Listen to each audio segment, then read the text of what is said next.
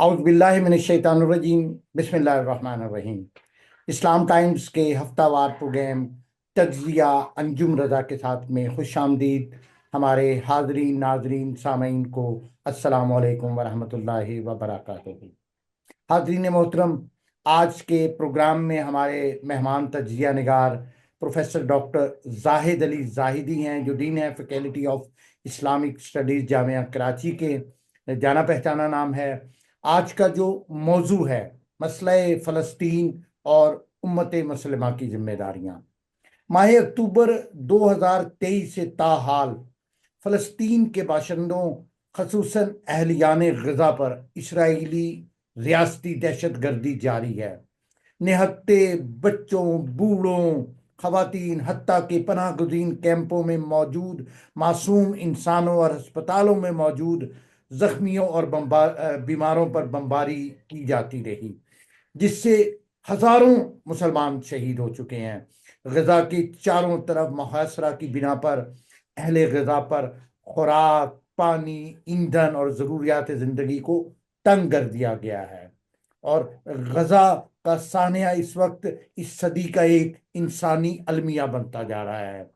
اور صرف عالم اسلام نہیں بلکہ انصاف پسند مغربی اقوام بھی سراپا احتجاج ہیں، لیکن اقوام متحدہ سمیت مسلمان حکمران مذمتی قراردادوں کے پاس کرانے کے سوا کچھ نہیں کر رہے، کہیں آگے نہیں بڑھ رہے۔ ان حالات میں عالم اسلام کے عوام اور حکمرانوں کی کیا ذمہ داری بنتی ہے، اس حوالے سے ہم گفتگو کریں گے ڈاکٹر صاحب سے۔ السلام علیکم ڈاکٹر صاحب۔ جی وعلیکم السلام۔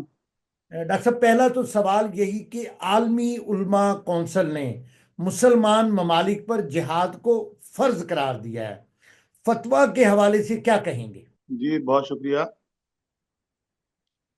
دیکھیں، سب سے اگر ایک جملے میں آپ مجھ سے اس کا جواب لیں تو پہلے تو میں کہوں گا کہ ہائے اس زود پشیماں کا پشیماں ہونا، ہاں، صحیح۔ کہ وہ کام جو شاید اکتوبر 2023 میں کرنا تھا، جی جی وہ ہم 55,000 لاشیں اٹھانے کے بعد اب 2025 میں اعلان کر رہے ہیں، وہ بھی اعلان ہے فقط۔ جی ہاں۔ دیکھیں، اسرائیل کے جو مظالم ہیں اس کی اگر تاریخ اٹھا کر دیکھیں تو یہ جہاد تو 1948 میں واجب ہو گیا تھا، جب اسرائیل وجود میں آیا، جب قبلہ اول صہیونیوں کے قبضے میں چلا گیا، جب مسلمانوں کی سرزمین ان کے قبضے میں چلی گئی، جی پھر جی 1968 میں جب 4 مسلمان ملکوں کی زمینیں اسرائیل نے قبضے میں لے لی جو آج تک اس نے واپس نہیں کی، پھر پے در پے جو اسرائیل کے مظالم ہیں فلسطینیوں پر، ان کے کیمپوں پر، جیسے آپ نے بھی اشارہ کیا اپنے انٹرو میں، صبرا اور شتیلا اور جنین اور یہ سب جو واقعات ہیں، یہ کافی نہیں تھے کیا؟ تو یہ کرتے کرتے کرتے اب صورتحال یہ آ گئی ہے کہ اب تو غزہ جو ہے وہ ملبے کا ڈھیر بن گیا ہے۔ جی جی تو ایسی صورت میں اب ہوش آیا ہمارے عالم اسلام کو، علماء کرام کو، کہ اب وہ جہاد کا فتویٰ دے رہے ہیں۔ ہمارے الحمدللہ پاکستانی جید علماء کرام کے بھی فتاویٰ سامنے آ چکے ہیں۔ جی ہاں، بالکل۔ مفتی محمد تقی عثمانی صاحب کا بھی سامنے آ گیا ہے، جی مفتی ہاں۔ منیب الرحمان صاحب کا بھی سامنے آ گیا ہے۔ لیکن کیا کسی فتوے کے اعلان کی ضرورت ہے غزہ کے لوگوں کی مدد کے لیے؟ یہ تو قرآن کریم کی صاف صاف آیت ہے سورہ نساء کی جی کہ ما لکم لا تقاتلون فی سبیل اللہ، تمہیں کیا ہو گیا ہے کہ اللہ کی راہ میں قتال نہیں کرتے؟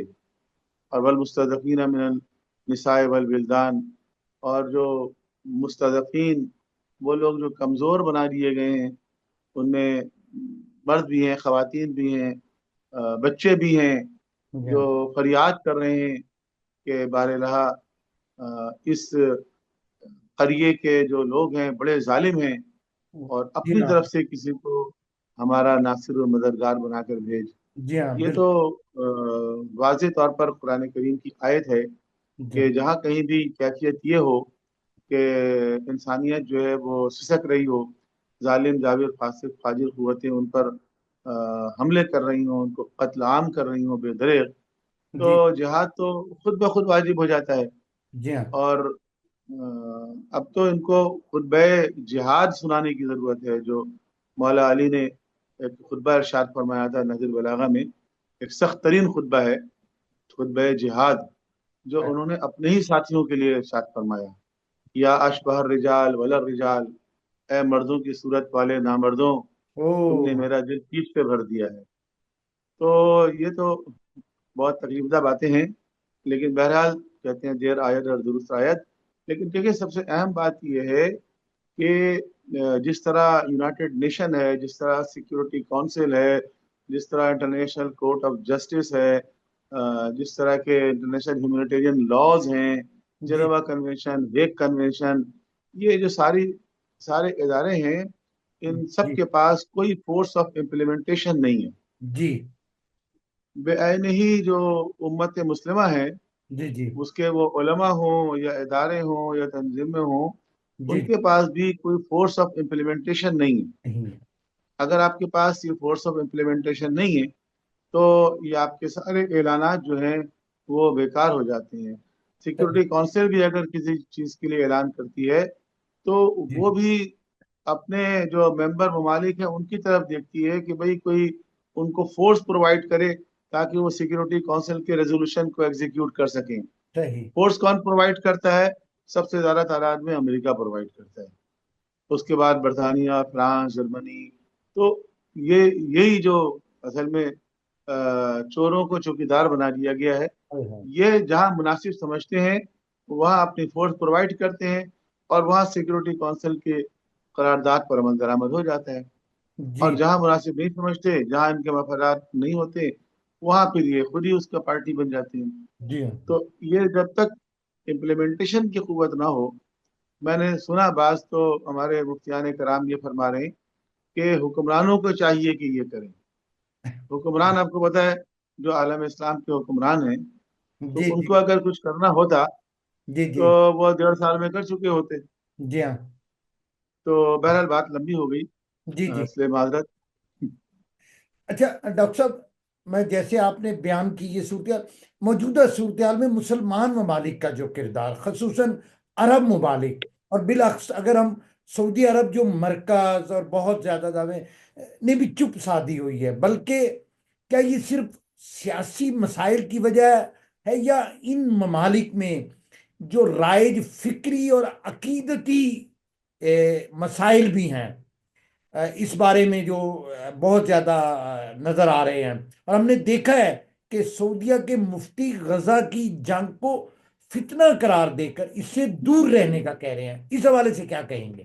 اصل میں دیکھیں، تھوڑا سا میں آپ سے اختلاف کروں گا کہ یہ جو آپ نے کہا نا کہ یہ چپ سادے بیٹھے ہوئے ہیں، جی جی تو یہ چپ سادے سادے نہیں بیٹھے ہوئے ہیں.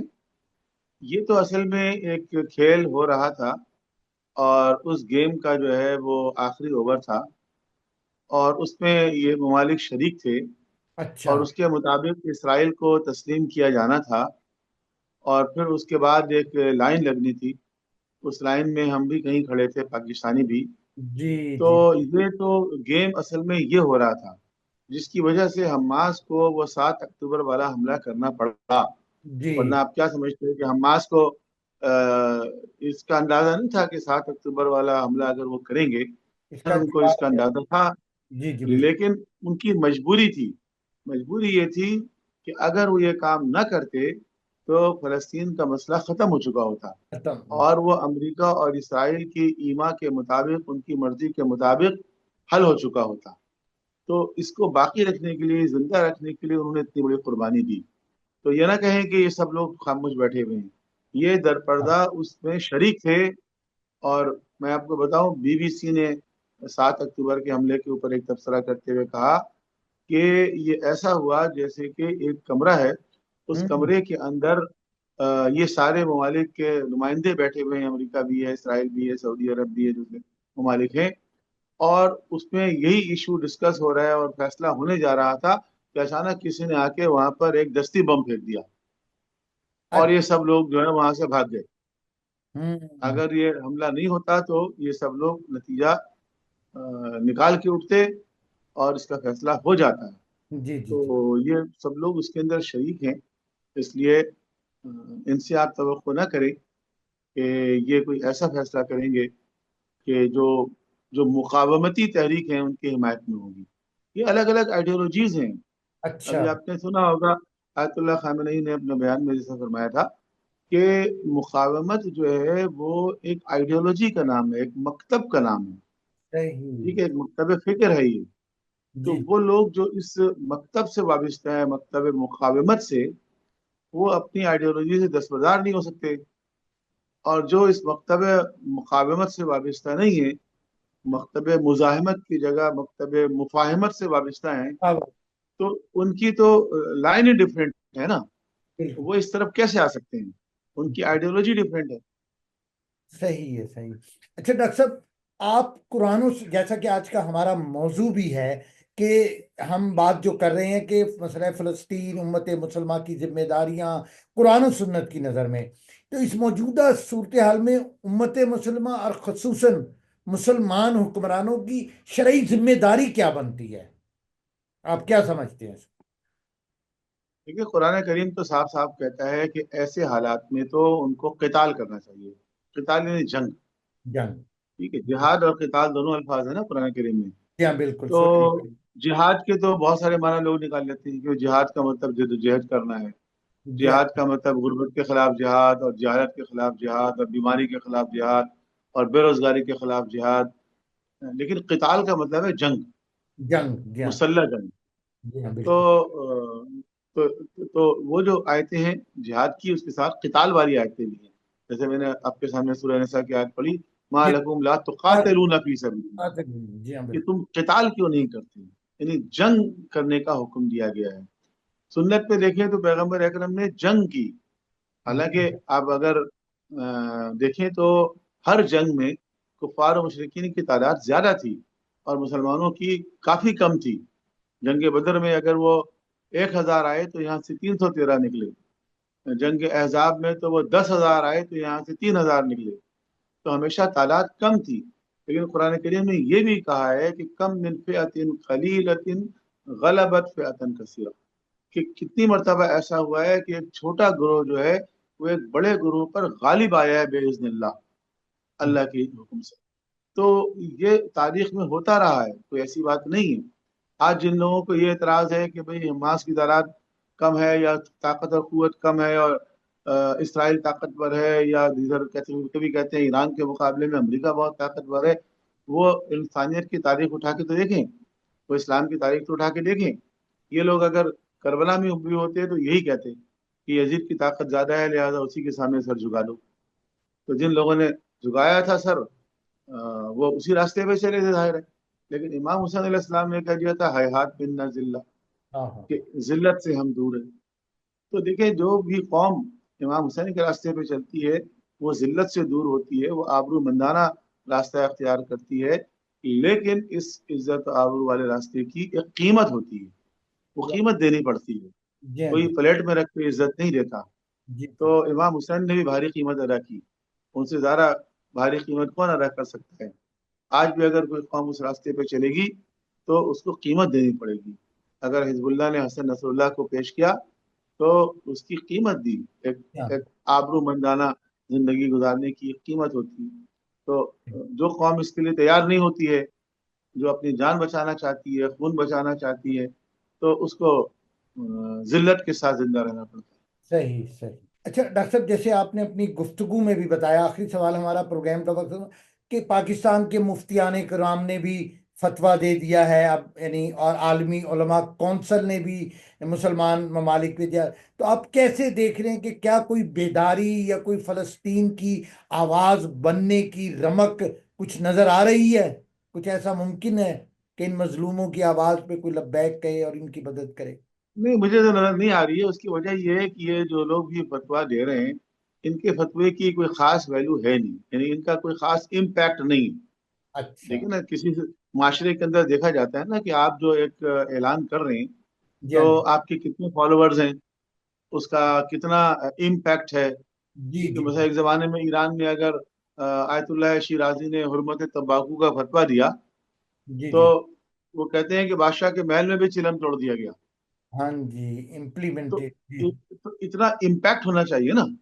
सही। अगर उस मुफ्ती का इम्पैक्ट नहीं है, उनके फतवे का कोई इम्पैक्ट नहीं है, ना सोसाइटी पे नजर आ रहा है, ना हुक्मरान पे नजर आ रहा है, ना हुकूमत के इदारों पे नजर आ रहा है, तो वो एक रूटीन का मैटर है। अक्सर उलमा कराम फतवे देते रहते हैं और जिहाद का ऐलान करते रहते हैं, तो कोई खास उससे उसका इफेक्ट नजर नहीं आता। नहीं, नहीं आ रहा। बहुत शुक्रिया डॉक्टर साहब। इंशाल्लाह हमारी उम्मीद है कि इन फ़लस्तीनी मुसलमानों की मुश्किलें कम होंगी। आपका बहुत शुक्रिया।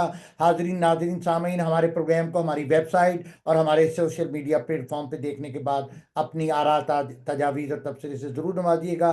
डॉक्टर ज़ाहिदी साहब का मैं एक बार फिर ममनून। खुदा हाफिज़, वस्सलाम वालेकुम वरहमतुल्लाहि वबरकातुहू। اونچه که در مقابل چشم ماست و داریم مشاهده می‌کنیم مسئله فلسطین شده است مسئله اول دنیا. این خیلی مهمه.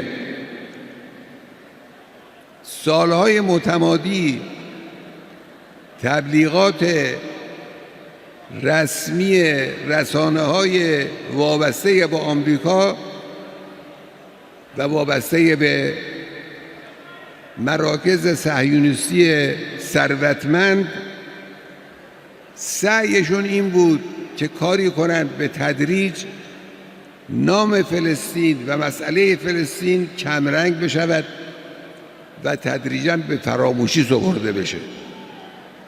مردم یادشون بره که یک چیزی هم به نام فلسطین وجود داشته. سالها سعی کردن، پول خرج کردن برای این کار. امروز علیرغم اونها مسئله فلسطین مسئله اول دنیاست. تو خیابان‌های لندن، تو میدان‌های پاریس، تو دانشگاه‌های آمریکا به نفع مردم فلسطین و علیه رژیم صهیونیستی شعار میدن.